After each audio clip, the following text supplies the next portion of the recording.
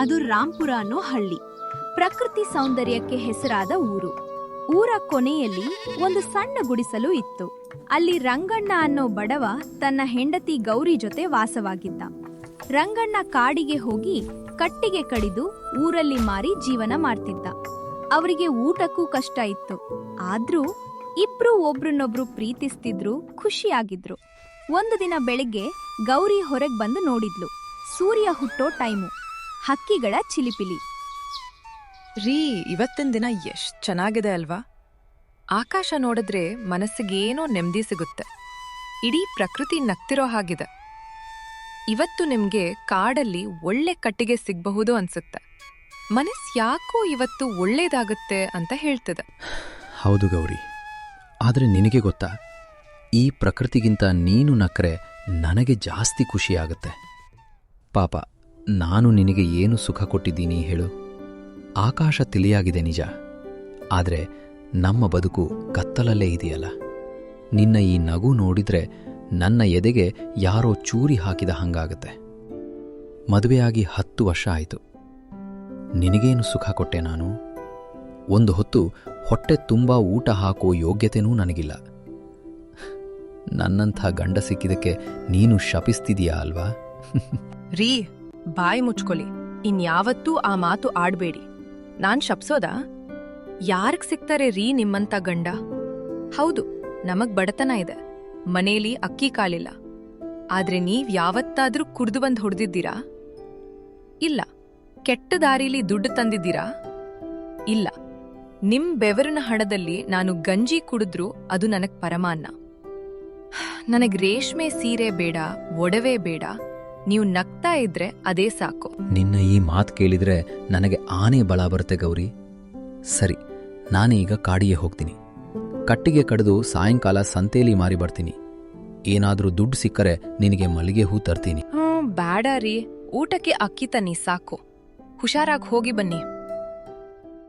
ರಂಗಣ್ಣ ಕೊಡಲಿ ಹೆಗಲ ಮೇಲೆ ಹಾಕಿಕೊಂಡು ಭಾರವಾದ ಹೃದಯದಿಂದ ಕಾಡಿನ ದಾರಿ ಹಿಡಿದ. ಅವನ ಪ್ರತಿಯೊಂದು ಹೆಜ್ಜೆಯೂ ಬಡತನದ ಭಾರವನ್ನು ಹೊತ್ತಿತ್ತು.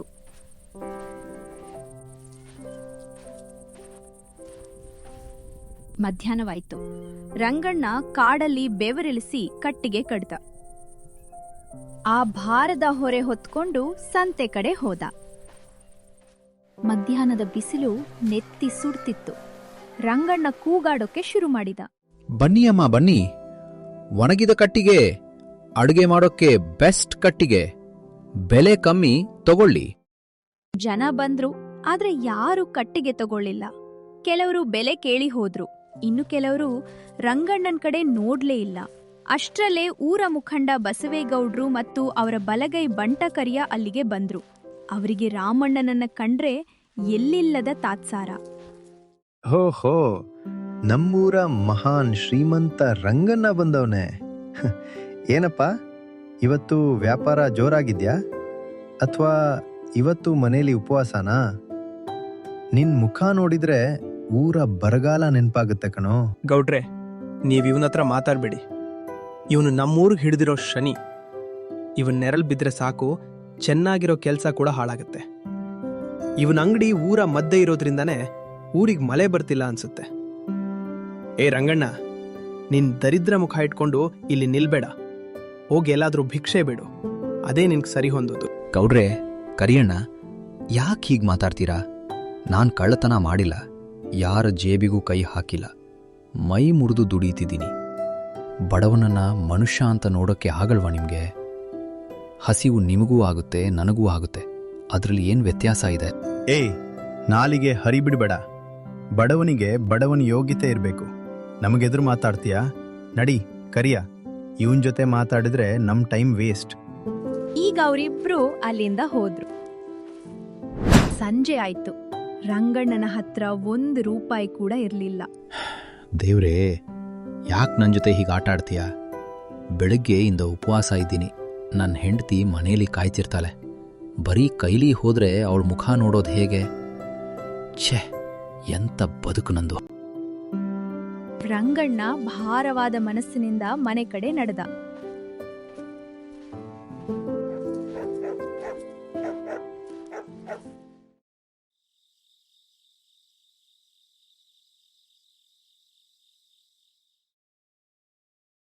ಮನೆಗ್ ಹೋದಾಗ ಗೌರಿ ಕಾಯ್ತಿದ್ಲು.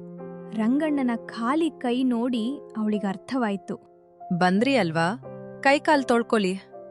ಯಾಕ್ ಮುಖ ಹಂಗ್ ಮಾಡ್ಕೊಂಡಿದ್ದೀರಾ? ಇವತ್ತು ಏನೂ ಸಿಗ್ಲಿಲ್ವಾ? ಇಲ್ಲ ಗೌರಿ, ಇವತ್ತು ಸಂತೆಯಲ್ಲಿ ಜನ ಇದ್ರು, ಆದರೆ ಯಾರಿಗೂ ಕಟ್ಟಿಗೆ ಬೇಕಾಗಿರ್ಲಿಲ್ಲ. ನನ್ನ ಹಣೆಬರಹಾನೇ ಸರಿಯಿಲ್ಲ. ನಿನಗೆ ಊಟಕ್ಕೂ ಗತಿ ಇಲ್ದಂಗೆ ಮಾಡ್ಬಿಟ್ಟೆ ಅಲ್ವಾ? ಸುಮ್ನಿರಿರಿ, ಅದ್ರಲ್ಲೇನಿದೆ. ಬನ್ನಿ ಊಟ ಮಾಡೋಣ. ಮತ್ತು ಮನೆಯಲ್ಲಿ ಸ್ವಲ್ಪ ಗಂಜಿ ಇದೆ, ಅದನ್ನೇ ಕುಡಿಯೋಣ. ಗಂಜಿ ಎಲ್ಲಿಂದ ಬಂತು? ಮನೆಯಲ್ಲಿ ಅಕ್ಕಿ ಇರ್ಲಿಲ್ವಲ್ಲ? ಅದು ಪಕ್ಕದ ಮನೆ ಅಜ್ಜಿ ಸ್ವಲ್ಪ ರಾಗಿ ಹಿಟ್ಟು ಕೊಟ್ಟಿದ್ರು, ಅದ್ರಲ್ಲೇ ಮಾಡಿದ್ದೀನಿ. ಬನ್ನಿ. ನೋಡು ಗೌರಿ, ನೀನ್ ನನ್ ಮುಂದೆ ಸುಳ್ಳು ಹೇಳ್ಬೇಡ. ಈ ತಟ್ಟೇಲಿ ಇರೋದು ಒಬ್ರಿಗಾಗುವಷ್ಟು ಮಾತ್ರ.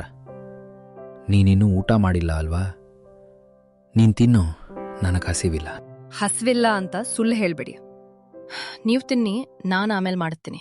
ಇಲ್ಲ ಗೌರಿ, ನಾವು ಬಡವರು ನಿಜ, ಆದರೆ ಪ್ರೀತಿ ಹಂಚ್ಕೊಂಡು ತಿನ್ನೋರು. ಬಾ, ಒಂದೇ ತಟ್ಟೇಲಿ ಇಬ್ರು ಊಟ ಮಾಡೋಣ. ಅವರಿಬ್ರು ಕಣ್ಣೀರ್ ಹಾಕುತ್ತಾ ಊಟನ ಹಂಚ್ಕೊಂಡ್ ತಿಂದ್ರು.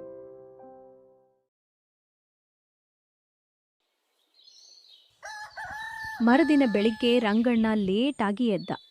ಏಲಿ, ಸೂರ್ಯ ನೆತ್ತಿ ಮೇಲ್ ಬಂದ. ಇವತ್ತು ಕಾಡಿಗೆ ಹೋಗಲ್ವಾ? ಅಯ್ಯೋ, ಲೇಟ್ ಆಯ್ತು.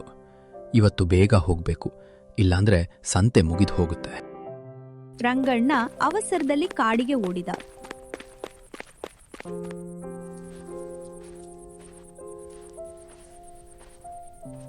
ಕಾರ್ನ ಮಧ್ಯೆ ಹೋಗ್ತಾ ಇರುವಾಗ ಅವನಿಗೆ ಯಾರೋ ನರಳಾಡೋ ಶಬ್ದ ಕೇಳಿಸ್ತು. ಅಮ್ಮ, ಅಯ್ಯೋ ಅಂತ ಕ್ಷೀಣವಾದ ಧ್ವನಿ. ಯಾರ್ದು? ಈ ಘೋರ ಕಾಡಲ್ಲಿ ಯಾರ ಶಬ್ದ ಇದು? ಪ್ರಾಣಿನ ಅಥವಾ ಮನುಷ್ಯರ? ರಂಗಣ್ಣ ಆ ಶಬ್ದ ಬಂದ ಕಡೆ ಹೋದ. ಅಲ್ಲಿ ಒಂದು ಪೊದೆ ಹಿಂದೆ ಒಬ್ಬ ಹುಡುಗಿ ಬಿದ್ದಿದ್ಲು. ಅವಳ ಮೈ ತುಂಬಾ ರಕ್ತ, ಪ್ರಜ್ಞೆ ತಪ್ಪಿದ್ಲು. ನೋಡೋಕೆ ರಾಜವಂಶದವಳ ತರ ಇದ್ಲು. ಅಯ್ಯೋ ದೇವ್ರೆ, ಇದೇನಿದು? ಯಾರೀ ಹುಡುಗಿ? ಸತ್ತೋಗಿದ್ದಾಳ? ಇಲ್ಲ, ಉಸಿರಾಡ್ತಿದ್ದಾಳೆ. ಇವಳನ್ನ ಹೀಗೆ ಬಿಟ್ಟು ಹೋದ್ರೆ ಪ್ರಾಣಿಗಳು ತಿಂದು ಹಾಕ್ತವೆ. ತಾಯಿ, ಯಾರಮ್ಮ ನೀನು? ಕಣ್ಬಿಡು ತಾಯಿ. ಅಯ್ಯೋ ದೇವ್ರೆ, ಮೈ ತುಂಬ ಗಾಯ ಆಗಿದೆ. ಇವಳು ಯಾರೋ ದೊಡ್ಡ ಮನೆ ಹುಡುಗಿ ಥರ ಇದ್ದಾಳೆ. ಇವಳನ್ನ ಯಾರೋ ಪ್ರಾಣಿಗಳ ಬಾಯಿಗೆ ಹಾಕೋಕೆ ಇಲ್ಲಿ ಎಸೆದು ಹೋಗಿದ್ದಾರೆ. ನೀರು. ಅಯ್ಯೋ, ನೀರಿಲ್ವಲ್ಲ? ತಾಯಿ, ಧೈರ್ಯ ತಗೋ. ನನ್ನ ಗುಡಿಸಲು ದೂರ ಇದೆ, ಆದರೆ ನಿನ್ನನ್ನು ಹೇಗಾದರೂ ಮಾರಿ ಬದುಕಿಸ್ತೀನಿ. ರಂಗಣ್ಣನ ಮನಸ್ಸಲ್ಲಿ ಯುದ್ಧ ನಡೆಯಿತು. ಕೊನೆಗೆ ಮನುಷ್ಯತ್ವ ಗೆಲ್ತು. ಏನೇ ಆಗಲಿ, ಪ್ರಾಣ ಉಳಿಸೋದು ಮುಖ್ಯ. ಇವಳನ್ನ ಮನೆಗೆ ತಗೊಂಡು ಹೋಗ್ತೀನಿ. ರಂಗಣ್ಣ ಆ ಹುಡುಗಿನ ಎತ್ಕೊಂಡು ಮನೆಗ್ ಬಂದ. ಗೌರಿ ಇದನ್ ನೋಡಿ ಬೆಚ್ಚಿ ಬಿದ್ಲು. ರೀ, ಯಾರೀ ಹುಡುಗಿ? ಏನಾಯ್ತು ಇವಳಿಗೆ? ಮೈ ತುಂಬಾ ರಕ್ತ.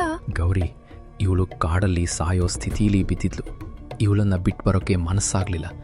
ಬೇಗ ನೀರು ತಗೊಂಡು ಬಾ, ಗಾಯ ಒರೆಸೋಣ. ಅಯ್ಯೋ ಪಾಪ, ಎಂತ ಚಂದದ ಹುಡುಗಿ. ಯಾರೋ ಪಾಪಿಗಳು ಹೀಗ್ ಮಾಡಿದ್ದಾರೆ. ಇವಳ ಅಪ್ಪ ಅಮ್ಮ ಎಷ್ಟು ಒದ್ದಾಡ್ತಿದ್ದಾರೋ ಏನೋ. ರಂಗಣ್ಣ ಮತ್ತು ಗೌರಿ ಆ ಹುಡುಗಿಗೆ ಸೇವೆ ಮಾಡಿದ್ರು. ಗಾಯಕ್ಕೆ ಔಷಧಿ ಹಚ್ಚಿದ್ರು.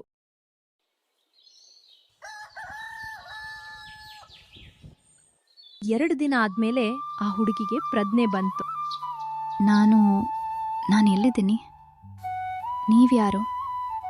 ನನ್ನನ್ನು ಬಂದಿ ಮಾಡಿದ್ದೀರಾ? ಹೆದರ್ಕೋಬೇಡ ತಾಯಿ, ನಾವು ಬಡವರು, ಆದರೆ ಕೆಟ್ಟವರಲ್ಲ. ನೀನು ಕಾಡಲ್ಲಿ ಬಿದ್ದಿದ್ದೆ, ನಿನ್ನ ಪ್ರಾಣ ಉಳಿಸೋಕೆ ಇಲ್ಲಿಗೆ ತಂದ್ವಿ. ನೀನು ಯಾರು ತಾಯಿ? ಎಲ್ಲಿಂದ ಬಂದೆ? ನನ್ನ ಹೆಸರು ರಾಧಾ. ನಾನು ಪಕ್ಕದ ಊರಿನೋಳು. ಕಾಡಿಗೆ ಬಂದಿದ್ದೆ, ಕಾಲು ಜಾರಿ ಬಿದ್ದೆ. ಆ ಹುಡುಗಿ ಸುಳ್ಳು ಹೇಳ್ತಿದ್ಲು. ಅವಳು ರಾಧಾ ಅಲ್ಲ, ಅವಳು ಈ ನಾಡಿನ ರಾಜಕುಮಾರಿ ಚಂದ್ರಲೇಖ. ಅವಳನ್ನ ಯಾರೋ ಕೊಲ್ಲೋಕೆ ನೋಡಿದ್ರು. ಆದ್ರೆ ಈ ಬಡವರಿಗೆ ತನ್ನ ನಿಜವಾದ ಹೆಸರು ಹೇಳಿದ್ರೆ ಏನಾಗುತ್ತೋ ಅಂತ ಭಯಪಟ್ಲು. ಸರಿ ಬಿಡ್ರಾದ, ನೀನ್ ಹುಷಾರಾಗೋವರೆಗೂ ಇಲ್ಲೇ ಇರು. ಆಮೇಲೆ ನಿನ್ನ ಮನೆಗೆ ಬಿಟ್ಟು ಬರ್ತೀವಿ. ಆದ್ರೆ ಈ ಗುಡಿಸಲು ತುಂಬಾ ಚಿಕ್ಕದಿದೆ. ಇಲ್ಲಿ ಗಾಳಿ ಪಂಖವೂ ಇಲ್ವಾ? ಮಲಗಲು ಹಾಸಿಗೆಯೂ ಇಲ್ವಾ? ನಾನು ನೆಲದ ಮೇಲೆ ಮಲಗಬೇಕಾ? ಕ್ಷಮಿಸು ತಾಯಿ, ನಮ್ಮ ಹತ್ರ ಇರೋದೇ ಇಷ್ಟು. ನಿನಗೆ ಕಷ್ಟ ಆದರೆ ಹೇಳ್ಕೊ. ಛೇ, ಎಂಥ ಜಾಗಕ್ಕೆ ಬಂದ್ಬಿದ್ದೆ. ಇವ್ರು ಬಡವರು, ಆದರೆ ಇವ್ರ ಹತ್ರ ದುಡ್ಡು ಕಿತ್ಕೊಳ್ಳೋ ಹಾಗಿಲ್ಲ. ಸರಿ, ಸ್ವಲ್ಪ ದಿನ ಇಲ್ಲೇ ಇರ್ತೀನಿ. ಹೀಗೆ ದಿನ ಕಳೆಯಿತು. ರಾಧಾ ಬಡವರ ಮನೆಯಲ್ಲಿ ರಾಜಕುಮಾರಿ ತರ ಆಡ್ತಿದ್ಲು. ಗೌರಿ ಅಕ್ಕ, ಇವತ್ತು ಊಟಕ್ಕೆ ಏನ್ ಮಾಡಿದ್ಯಾ? ಬರೀ ಗಂಜಿನ? ಇದನ್ನ ನಾಯಿ ಕೂಡ ತಿನ್ನಲ್ಲ. ನನಗಿದ್ ಬೇಡ. ಹೋಗಿ ಪೇಟೆಯಿಂದ ತುಪ್ಪದನ್ನ ಪಾಯಸ ತಗೊಂಡ್ಬನ್ನಿ, ಇಲ್ಲಾಂದ್ರೆ ನಾನು ಊಟ ಮಾಡಲ್ಲ. ಅಯ್ಯೋ ರಾಧಾ, ನಮ್ ಮನೇಲಿ ತುಪ್ಪ ಎಲ್ಲಿಂದ ತರ್ಲಿ? ಇರೋದ್ರಲ್ಲೇ ರುಚಿಯಾಗಿ ಮಾಡ್ತೀನಿ, ತಿನ್ನು. ಅದೆಲ್ಲ ನನ್ಗೊತ್ತಿಲ್ಲ. ನನ್ ಜೀವ ಉಳಿಸಿದ್ದೀರಾ ಅಂತ ಉಪಕಾರ ಹೇರಬೇಡಿ. ನನ್ಗೆ ಒಳ್ಳೆ ಊಟ ಬೇಕು ಅಷ್ಟೆ. ಈ ಕಸದ ಗುಂಡಿಲಿ ಇರೋದೇ ನನ್ಗೆ ಹಿಂಸೆ ಆಗ್ತಿದೆ. ನನಗೀಗ್ಲೇ ರಾಜಭೋಗ ಬೇಕು ಅಷ್ಟೆ. ನೀವು ನನ್ ಸರಿಯಾಗಿ ನೋಡ್ಕೊಳ್ತಿಲ್ಲ. ರಾಮಣ್ಣ ಮತ್ತು ಗೌರಿಗೆ ಆ ಮಾತುಗಳು ತುಂಬಾ ನೋವು ಕೊಟ್ವು. ಆದ್ರೆ ಅವಳು ಇನ್ನೂ ಹುಷಾರಾಗಿಲ್ಲ ಅಂತ ಸಹಿಸ್ಕೊಂಡ್ರು. ಇವಳು ನಮ್ಮ ಜೀವ ಉಳಿಸಿದ್ವಿ ಅನ್ನೋ ಕೃತಜ್ಞತೆಯೂ ಇಲ್ಲದೆ ನಮ್ಮ ಪ್ರಾಣ ತಿಂತಿದ್ದಾಳಲ್ಲ. ಸರಿ ರಾಧಾ, ಕೋಪ ಮಾಡ್ಕೋಬೇರೆ. ನಾನು ಸಾಲ ಮಾಡಿಯಾದ್ರೂ ನಿನಗೆ ತುಪ್ಪ ತರ್ತೀನಿ. ರಂಗಣ್ಣ ಊರಲ್ಲಿ ಸಾಲ ಮಾಡಿ ಅವಳಿಗೆ ತುಪ್ಪ, ಹಾಲು ತಂದುಕೊಟ್ಟ. ರಂಗಣ್ಣ ಮತ್ತು ಗೌರಿ ಉಪವಾಸ ಇದ್ರು. ಹೀಗೆ 1 ವಾರ ಕಳೆಯಿತು. ಚಂದ್ರಲೇಖ ಬಡವರ ಮನೆಯಲ್ಲಿ ರಾಜಕುಮಾರಿ ತರ ಮೆರೀತಿದ್ಲು. ಇತ್ತ ರಾಜಧಾನಿಯಲ್ಲಿ ರಾಜ ವಿಕ್ರಮ ಹುಚ್ಚನ ಹಾಗೆ ಆಗಿದ್ದ. ಸೇನಾಪತಿ ವೀರಸಿಂಹ, ನಿನ್ನ ಮೇಲೆ ನನಗೆ ಅಪಾರ ನಂಬಿಕೆ ಇತ್ತು. 2 ದಿನಗಳಲ್ಲಿ ನನ್ನ ಮಗಳನ್ನು ಕಂಡುಕೊಡುತ್ತೇನೆ ಅಂತ ಹೇಳಿದ್ದೆ. 1 ವಾರ ಆಯಿತು. ನನ್ನ ಮಗಳು ಎಲ್ಲಿ? ಭೂಮಿ ಬಾಯ್ಬಿಟ್ರೂ ಸರಿ, ಆಕಾಶ ತೂತು ಬಿದ್ರೂ ಸರಿ, ಅವಳು ಎಲ್ಲಿದ್ದಾಳೆ ಅಂತ ಹುಡ್ಕೊಂಡು ಬಾ. ಮುದಿರಾಜನೇ, ನಿನ್ನ ಮಗಳು ಸತ್ತೋಗಿದ್ದಾಳೆ ಅನ್ಕೊಂಡಿದ್ದೆ. ಆದ್ರೆ ಗೂಢಚಾರರು ಹೇಳ್ತಿದ್ದಾರೆ ಅವಳು ರಾಂಪುರದ ಯಾವುದೋ ಗುಡಿಸಲಿನಲ್ಲಿ ಬದುಕಿದ್ದಾಳೆ ಅಂತ. ಅವಳು ಬದುಕಿ ಬಂದ್ರೆ ನನ್ನ ಕತೆ ಮುಗೀತು. ನಾನೇ ಹೋಗಿ ಅವಳ ಕತೆ ಮುಗಿಸ್ತೀನಿ. ಪ್ರಭು, ಸುಳಿವು ಸಿಕ್ಕಿದೆ. ರಾಜಕುಮಾರಿಯನ್ನು ರಾಂಪುರದ ಒಬ್ಬ ಕಟುಕ ಬಂದಿ ಮಾಡಿ ಇಟ್ಕೊಂಡಿದ್ದಾನಂತೆ. ನಾವೀಗಲೇ ಹೋಗಿ ರಕ್ಷಣೆ ಮಾಡ್ತೀವಿ. ನಿಜ ಅಂದ್ರೆ ಈ ವೀರಸಿಂಹನೇ ರಾಜಕುಮಾರಿನ ಕೊಲ್ಲೋಕೆ ಪ್ಲಾನ್ ಮಾಡಿದ್ದ. ಅವನು ರಾಜನಾಗೋ ಆಸೆಯಿಂದ ಹೀಗ್ ಮಾಡಿದ್ದ. ರಾಂಪುರದಲ್ಲಿ ಚಂದ್ರಲೇಖ ಗೌರಿ ಹತ್ರ ಜಗಳ ಮಾಡ್ತಿದ್ಲು. ನನಗೆ ಈ ಹಳೆ ಸೀರೆ ಬೇಡ, ನನಗೆ ರೇಷ್ಮೆ ಸೀರೆ ಬೇಕು. ನೀವು ನನ್ನ ಹಿಂಸೆ ಮಾಡ್ತಿದ್ದೀರಾ. ರಾಧಾ, ನಾವೇನ್ ಹಿಂಸೆ ಮಾಡಿದ್ವಿ? ನಮ್ಮ ಮಕ್ಕಳ ತರ ನೋಡ್ಕೋತಿದ್ದೀವಿ. ನೀನ್ ಹೀಗ್ ಮಾಡಿದ್ರೆ ನಮಗ್ ಬೇಜಾರಾಗತ್ತೆ. ಅಷ್ಟ್ರಲ್ಲೇ ವೀರಸಿಂಹನ ಗೂಢಚಾರರಿಗೆ ಸುದ್ದಿ ಸಿಕ್ತು. ವೀರಸಿಂಹ ಸೈನ್ಯ ತಗೊಂಡು ರಾಂಪುರಕ್ಕೆ ಬಂದ. ರಂಗಣ್ಣನ ಗುಡಿಸಲು ಸುತ್ತುವರಿದ. ರಾಜಕುಮಾರಿ, ನೀವು ಇಲ್ಲಿದ್ದೀರಾ ಅಂತ ನಮಗೆ ಗೊತ್ತು. ಹೊರಗೆ ಬನ್ನಿ. ರಾಜಕುಮಾರಿ, ರಂಗಣ್ಣ ಮತ್ತು ಗೌರಿ ಹೊರಗೆ ಬಂದ್ರು. ವೀರಸಿಂಹನನ್ನ ನೋಡಿದ ತಕ್ಷಣ ಚಂದ್ರಲೇಖಾಗೆ ನಡುಕ ಶುರುವಾಯಿತು. ಇವನೇ ನನ್ನ ಕೊಳ್ಳೋಕ್ ನೋಡಿದ್ದು. ಈಗ ರಾಜನ ಸೈನ್ಯದ ಜೊತೆ ಬಂದಿದ್ದಾನೆ. ನಾನು ಸತ್ಯ ಹೇಳಿದ್ರೆ ಇವನು ನನ್ನನ್ನ ಇಲ್ಲೇ ಕೊಲ್ಬೋದು ಅಂತ ಅವಳು ಹೆದರಿದ್ಲು. ರಾಜಕುಮಾರಿ, ನೀನು ಬದುಕಿದ್ದೀಯಾ ಅಲ್ವಾ? ಈಗ ನೀನು ಬದುಕೇ ಇರಬೇಕು ಅಂದ್ರೆ ನಾನು ಹೇಳಿದಂಗೆ ಮಾಡು. ಇಲ್ಲ ಅಂದ್ರೆ ನಿನ್ನಪ್ಪನಿಗೆ ನಿನ್ನ ಹೆಣ ಮಾತ್ರ ಸಿಗುತ್ತೆ. ಏನ್ ಮಾಡ್ಬೇಕು? ಈ ಗಂಡ ಹೆಂಡತಿ ನಿನ್ನನ್ನ ಬಂದಿ ಮಾಡಿದ್ರು ಅಂತ ಹೇಳು. ಆಗ ಮಾತ್ರ ನೀನು ಅರಮನೆಗೆ ಹೋಗ್ತೀಯ. ಚಂದ್ರಲೇಖ ತನ್ನ ಪ್ರಾಣ ಉಳಿಸಿಕೊಳ್ಳೋಕೆ ಆ ಅಮಾಯಕ ಜೀವಗಳನ್ನ ಬಲಿ ಕೊಡೋಕೆ ನಿರ್ಧಾರ ಮಾಡಿದ್ಲು. ಸೈನಿಕರೇ, ಈ ರಂಗಣ್ಣ ಮತ್ತು ಗೌರಿಯನ್ನು ಬಂಧಿಸಿ. ಇವರು ನಮ್ಮ ರಾಜಕುಮಾರಿಯನ್ನು ಅಪಹರಣ ಮಾಡಿ ಚಿತ್ರಹಿಂಸೆ ಕೊಟ್ಟಿದ್ದಾರೆ. ಅಯ್ಯೋ, ಇದೇನ್ ಹೇಳ್ತಿದ್ದೀರಾ ಸ್ವಾಮಿ? ನಾವು ಬಂದಿ ಮಾಡಿಲ್ಲ. ಅವಳು ಸಾಯ್ತಿದ್ಲು, ನಾವು ಬದುಕಿಸಿದ್ವಿ. ತಾಯಿ ರಾಧಾ, ಛೆ, ರಾಜಕುಮಾರಿ, ನೀವಾದ್ರೂ ಸತ್ಯ ಹೇಳಿ ತಾಯಿ. ನಾವು ನಿಮ್ಗೋಸ್ಕರ ಸಾಲ ಮಾಡಿ ತುಪ್ಪದ ಅನ್ನ ಹಾಕಿದ್ವಿ, ನಮ್ಮ ಮಗು ಥರ ನೋಡ್ಕೊಂಡ್ವಿ. ಇದೆಲ್ಲ ಸುಳ್ಳ? ತಾಯಿ, ಬಾಯ್ ಬಿಡಿ ತಾಯಿ. ನಾವ್ ನಿಮ್ಮನ್ನ ಎಷ್ಟ್ ಪ್ರೀತಿಯಿಂದ ನೋಡ್ಕೊಂಡ್ವಿ. ಈಗ ನಮ್ಗೆ ಕಳ್ಳರು ಅನ್ನೋ ಪಟ್ಟ ಕಟ್ತಿದ್ದೀರಾ? ದೇವ್ರು ಮೆಚ್ತಾನ ತಾಯಿ? ನನ್ಗೇನ್ ಗೊತ್ತಿಲ್ಲ. ಸೇನಾಪತಿ, ಇವರು ನನ್ನನ್ನ ಇಲ್ಲಿ ಕೂಡಿ ಹಾಕಿದ್ರು, ನನಗೆ ಹಿಂಸೆ ಕೊಟ್ರು. ಇವ್ರನ್ನ ಜೈಲಿಗೆ ಹಾಕಿ. ಆ ಮಾತು ಕೇಳಿ ರಂಗಣ್ಣನಿಗೆ ಆಕಾಶವೇ ತಲೆ ಮೇಲೆ ಬಿದ್ದ ಹಂಗಾಯ್ತು. ಹೇ ದೇವ್ರೇ, ಒಳ್ಳೆತನಕ್ಕೆ ಕಾಲ ಇಲ್ವಾ? ಪ್ರಾಣ ಉಳಿಸಿದ ಕೈಗೆ ಬೇಡಿ ಹಾಕಿಸ್ತಿದ್ದಾಳಲ್ಲ ಇವಳು ಅಂತ ರೋಧಿಸಿದ. ಸೈನಿಕರು ರಂಗಣ್ಣ ಮತ್ತು ಗೌರಿಯನ್ನ ಎಳೆದುಕೊಂಡು ಹೋದ್ರು. ಊರ ಜನ, ಬಸವೇಗೌಡ್ರು, ಕರಿಯ ಎಲ್ಲರೂ ನಿಂತು ಥು, ಇವ್ರು ಇಷ್ಟೊಂದು ಕೆಟ್ಟವರು ಅನ್ಕೊಂಡಿರ್ಲಿಲ್ಲ ಅಂತ ಉಗಿದ್ರು. ಚಂದ್ರಲೇಖ ಮನಸ್ಸಲ್ಲಿ ಗೊಂದಲ ಶುರುವಾಯ್ತು. ಅವಳು ಬಾಯಿ ಬಿಡೋಕೆ ಹೋದಾಗ ವೀರಸಿಂಹ ಕಣ್ಣು ತೋರಿಸಿ ಹೆದರಿಸಿದ. ರಂಗಣ್ಣ ಮತ್ತು ಗೌರಿಯನ್ನ ಅರಮನೆಯ ಕತ್ತಲ ಕೋಣೆಗೆ ಹಾಕ್ಲಾಯಿತು. ನಾಳೆ ಬೆಳಿಗ್ಗೆ ಅವರಿಗೆ ಮರಣದಂಡನೆ. ಇಬ್ಬರೂ ಮೂಲೆಯಲ್ಲಿ ಕೂತು ಅಳ್ತಿದ್ರು. ಗೌರಿ, ನನ್ನನ್ನು ಕ್ಷಮಿಸು. ನಾನು ಆವತ್ತು ಅವಳನ್ನು ಮನೆಗೆ ತರದೇ ಇದ್ದಿದ್ರೆ ಇವತ್ತು ನಮಗೆ ಈ ಸ್ಥಿತಿ ಬರ್ತಿರ್ಲಿಲ್ಲ. ನಾನು ನಿನ್ನನ್ನು ಸಾವಿನ ಬಾಯಿಗೆ ತಳ್ಳಿದೆ. ರೀ, ಅಳ್ಬೇಡಿ. ನಾವು ತಪ್ಪು ಮಾಡಿಲ್ಲ. ನಾವು ಧರ್ಮ ಪಾಲಿಸಿದ್ವಿ. ಸಾವು ಬಂದ್ರೆ ಇಬ್ರೂ ಒಟ್ಟಿಗೆ ಸಾಯೋಣ. ಆ ದೇವ್ರು ನ್ಯಾಯ ತೀರ್ಮಾನ ಮಾಡ್ಲಿ. ಮಧ್ಯರಾತ್ರಿ ಎಲ್ಲರೂ ಮಲಗಿದ್ರು.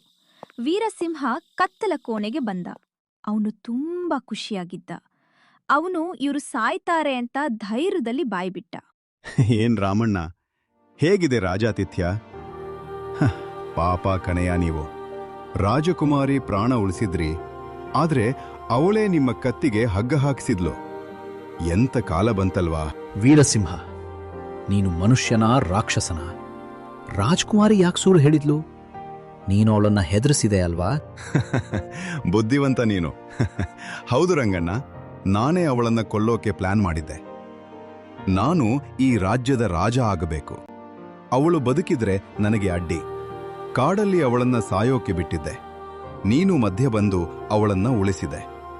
ಈಗ ನಿಮ್ಮಿಬ್ಬರನ್ನ ಸಾಯಿಸಿದ್ರೆ ಬಂದಿ ಮಾಡಿದವರು ಸತ್ರು ಅಂತ ಕತೆ ಮುಗಿಯುತ್ತೆ. ರಾಜಕುಮಾರಿ ಬಾಯಿ ಮುಚ್ಚಿರ್ತಾಳೆ.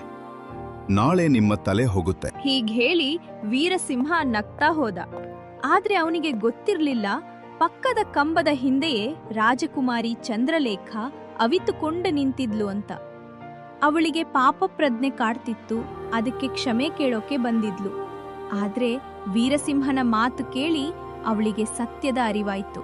ಹೇ ದೇವ್ರೆ, ನಾನೆಂಥ ಪಾಪ ಮಾಡ್ದೆ. ನನ್ನ ಪ್ರಾಣ ಉಳಿಸಿದ ದೇವತಾ ಮನುಷ್ಯರನ್ನೇ ಕೊಲ್ಲೋಕೆ ಹೊರಟಿದ್ದೀನಿ.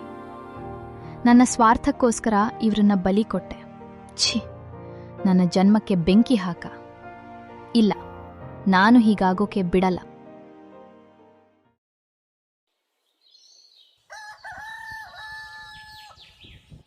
ಮರುದಿನ ಬೆಳಿಗ್ಗೆ ರಾಜಸಭೆ ತುಂಬಿ ತುಳುಕುತ್ತಿತ್ತು. ರಂಗಣ್ಣ ಮತ್ತು ಗೌರಿಯನ್ನ ರಾಜನ ಮುಂದೆ ನಿಲ್ಲಿಸಿದ್ರು. ಜಲ್ಲಾದ ಕತ್ತಿ ಹಿಡಿದು ನಿಂತಿದ್ದ. ರಂಗಣ್ಣ, ಗೌರಿ, ನೀವು ನನ್ನ ಮಗಳನ್ನು ಅಪಹರಣ ಮಾಡಿದ್ದಕ್ಕೆ ಮರಣದಂಡನೆ ವಿಧಿಸುತ್ತಿದ್ದೇನೆ. ನಿಮಗೆ ಕೊನೆ ಆಸೆ ಏನಾದ್ರೂ ಇದೆಯಾ? ಮಹಾರಾಜರೇ, ನಮಗೆ ಸಾವಿನ ಭಯ ಇಲ್ಲ. ಆದರೆ ಇತಿಹಾಸ ನಮ್ಮನ್ನ ಕಳ್ಳರು ಅಂತ ಕರೆಯೋದು ಬೇಡ. ನಾವು ನಿಮ್ಮ ಮಗಳ ಪ್ರಾಣ ಉಳಿಸಿದ್ವಿ. ಅವಳನ್ನ ಮಗುವಿನ ಥರ ಸಾಕಿದ್ವಿ. ಇದೇ ನಾವು ಮಾಡಿದ ಅಪರಾಧ. ರಾಜಕುಮಾರಿಗೆ ಸುಳ್ಳು ಹೇಳೋ ಅನಿವಾರ್ಯತೆ ಇತ್ತೇನೋ? ಆದರೆ ಧರ್ಮದ ದೇವತೆ ನೋಡ್ತಿದ್ದಾಳೆ. ಅಷ್ಟೇ ಸಾಕು. ಜೈಕಾರ ಹಾಕಿ ತಲೆ ಕಡಿಯಿರಿ. ಜಲ್ಲಾದ, ಇವ್ರ ತಲೆ ಕಡಿ. ಜಲ್ಲಾದ ಕತ್ತಿ ಎತ್ತಿದ. ಇನ್ನೇನು ಕತ್ತಿ ಬೀಳ್ಬೇಕು ಅಷ್ಟ್ರಲ್ಲಿ ನಿಲ್ಲಿಸಿ, ನಿಲ್ಲಿಸಿ! ಪಿತಾಶ್ರೀ, ತಡಿರಿ. ಚಂದ್ರಲೇಖ, ಏನಿದು? ಪಿತಾಶ್ರೀ, ಇವ್ರು ಅಪರಾಧಿಗಳಲ್ಲ, ಇವ್ರು ದೇವ್ರು. ನಾನ್ ಸುಳ್ಳು ಹೇಳ್ದಪ್ಪ. ಇವ್ರು ನನ್ನ ಬಂದಿ ಮಾಡಿಲ್ಲ. ನನ್ನನ್ನು ಕಾಡ್ಲಿ ಸಾಯೋ ಸ್ಥಿತಿಲಿ ಎತ್ಕೊಂಡು ಬಂದು ಸಾಲ ಮಾಡಿ ಉಪವಾಸ ಇದ್ದು ನನ್ನನ್ನು ಸಾಕಿದ್ರು. ನನ್ನ ಪ್ರಾಣ ಉಳಿಸಿದವರನ್ನೇ ನಾನು ಸಾಯಿಸೋಕೆ ಹೊರಟಿದ್ದೆ. ನಿಜವಾದ ಅಪರಾಧಿ ಇಲ್ಲಿದ್ದಾನೆ. ಚಂದ್ರಲೇಖ ಬೆರಳು ಮಾಡಿ ವೀರಸಿಂಹನ ಕಡೆ ತೋರಿಸಿದ್ಲು. ಈ ವೀರಸಿಂಹನೇ ನನ್ನ ಕಾಡಲ್ಲಿ ಕೊಲ್ಲೋಕೆ ನೋಡಿದ್ದು. ಇವನೇ ರಾಜದ್ರೋಹಿ. ನೆನ್ನೆ ರಾತ್ರಿ ಜೈಲಲ್ಲಿ ಇವನು ಆಡಿದ್ದ ಮಾತುಗಳನ್ನ ನಾನೇ ಕೇಳಿಸ್ಕೊಂಡೆ. ವೀರಸಿಂಹ, ಇದು ನಿಜಾನಾ? ನಾನ್ ನಿನ್ನನ್ನ ಮಗನ ತರ ನಂಬಿದ್ದೆ. ನೀನ್ ನನಗ್ ದ್ರೋಹ ಮಾಡ್ತೀಯಾ? ಮಹಾರಾಜ, ತಪ್ಪಾಯ್ತು, ಕ್ಷಮಿಸಿ. ಸೈನಿಕರೇ, ಈ ದೇಶದ್ರೋಹಿನ ಬಂಧಿಸಿ ಇವನನ್ನ ನಾಯಿಗಳಿಗೆ ಆಹಾರವಾಗಿ ಹಾಕಿ. ಸೈನಿಕರು ವೀರಸಿಂಹನನ್ನ ಎಳ್ಕೊಂಡು ಹೋದ್ರು. ರಾಜ ಸಿಂಹಾಸನದಿಂದ ಇಳಿದು ಬಂದು ರಾಜ ಅವರನ್ನ ನೋಡಿ ಕಣ್ಣೀರ ಹಾಕಿದ. ರಂಗಣ್ಣ, ಗೌರಿ, ನನ್ನನ್ನು ಕ್ಷಮಿಸಿ. ನಾನು ಕಣ್ಣಿದ್ರೂ ಕುರುಡನಾಗಿದ್ದೆ. ನನ್ನ ಮಗಳ ಪ್ರಾಣ ಉಳಿಸಿದ ದೇವತಾ ಮನುಷ್ಯರಿಗೆ ಮರಣದಂಡನೆ ಕೊಡೋಕೆ ಹೋಗಿದ್ದೆ. ನನ್ನ ಪಾಪಕ್ಕೆ ಪ್ರಾಯಶ್ಚಿತ್ತ ಇಲ್ಲ. ಮಹಾರಾಜರೇ, ತಲೆ ಎತ್ತಿ. ಸತ್ಯ ಯಾವತ್ತೂ ಮುಳುಗಲ್ಲ, ತೇಲುತ್ತೆ. ನಮಗೆ ನ್ಯಾಯ ಸಿಕ್ತು, ಅಷ್ಟೇ ಸಾಕು. ಗೌರಿ ಅಕ್ಕ, ರಂಗಣ್ಣ ಅಣ್ಣ, ನಾನು ಅಹಂಕಾರದಿಂದ, ಸ್ವಾರ್ಥದಿಂದ ನಿಮ್ಮನ್ನ ಹಿಂಸೆ ಮಾಡಿದೆ. ನಿಮ್ಮ ಪ್ರೀತಿ ಮುಂದೆ ನನ್ನ ರಾಜತನ ಸೊನ್ನೆ. ನನ್ನನ್ನ ಮಗಳ ಥರ ಕ್ಷಮಿಸ್ತೀರಾ? ಹುಚ್ಚಿ, ತಾಯಿ ಮಕ್ಳ ಮೇಲೆ ಕೋಪ ಮಾಡ್ಕೊಳ್ತಾರ? ನೀನ್ 100 ಕಾಲ ಸುಖವಾಗಿರೋ. ರಂಗಣ್ಣ, ಇವತ್ತಿನಿಂದ ನೀನು ಬಡವನಲ್ಲ. ನಿನ್ನ ಪ್ರಾಮಾಣಿಕತೆಗೆ ಬೆಲೆ ಕಟ್ಟೋಕೆ ಆಗಲ್ಲ. ಆದ್ರೆ ನನ್ನ ಕೃತಜ್ಞತೆಯಾಗಿ ನಿನಗೆ 10 ಎಕರೆ ಜಮೀನು, ದೊಡ್ಡ ಬಂಗಲೆ ಕೊಡ್ತೀನಿ. ಇನ್ಮೇಲೆ ನೀನು ನನ್ನ ಆಸ್ಥಾನದ ಸದಸ್ಯ. ಇದನ್ನು ಕೇಳಿ ರಂಗಣ್ಣ ಮತ್ತು ಗೌರಿ ಕಣ್ಣೀರು ಹಾಕುತ್ತಾ ರಾಜನಿಗೆ ನಮಸ್ಕರಿಸಿದ್ರು. ಊರಿಗೆ ಹೋದಾಗ ಬಸವೇಗೌಡ್ರು ಮತ್ತು ಕರಿಯ ತಲೆ ತತ್ತಗ್ಗಿಸಿ ನಿಂತಿದ್ರು. ರಂಗಣ್ಣ ಯಾರ ಮೇಲೂ ದ್ವೇಷ ಸಾಧಿಸ್ಲಿಲ್ಲ, ಎಲ್ಲರನ್ನೂ ಪ್ರೀತಿಸಿದ. ನೋಡಿದ್ರಲ್ಲ ವೀಕ್ಷಕರೇ, ಅಧಿಕಾರ, ಅಂತಸ್ತು, ಹಣ ಎಲ್ಲದಕ್ಕಿಂತ ಮನುಷ್ಯತ್ವ ದೊಡ್ಡದು ಅನ್ನೋದನ್ನ ಈ ಕಥೆ ನಮಗೆ ಕಲಿಸ್ಕೊಡ್ತು. ಒಳ್ಳೇದು ಮಾಡೋಕೆ ಹೋದಾಗ ಕಷ್ಟಗಳು ಬರಬಹುದು, ಅವಮಾನ ಆಗಬಹುದು, ಕೊನೆಗೆ ಸಾವೇ ಎದುರಾಗಬಹುದು. ಆದ್ರೆ ನೆನಪಿರ್ಲಿ, ಸತ್ಯಕ್ಕೆ ಸಾವಿಲ್ಲ, ಸುಳ್ಳಿಗೆ ಉಳಿಗಾಲವಿಲ್ಲ. ರಂಗಣ್ಣನ ಸಹನೆ ಮತ್ತು ತ್ಯಾಗ ಕೊನೆಗೆ ಒಂದು ದೊಡ್ಡ ಸಾಮ್ರಾಜ್ಯವನ್ನೇ ತಲೆಬಾಗುವಂತೆ ಮಾಡ್ತು. ನಾವು ಬಿತ್ತಿದ್ದನ್ನೇ ನಾವು ಬೆಳೀತೀವಿ. ಒಳ್ಳೆಯದನ್ನೇ ಬಿತ್ತೋಣ, ಒಳ್ಳೆಯದೇ ಆಗುತ್ತೆ. ಈ ಕತೆ ಇಷ್ಟವಾದ್ರೆ ಲೈಕ್ ಮಾಡಿ ಹಾಗೂ ಮತ್ತಷ್ಟು ಕನ್ನಡ ಕತೆಗಳಿಗಾಗಿ ಸಬ್ಸ್ಕ್ರೈಬ್ ಮಾಡಿ. ಧನ್ಯವಾದಗಳು.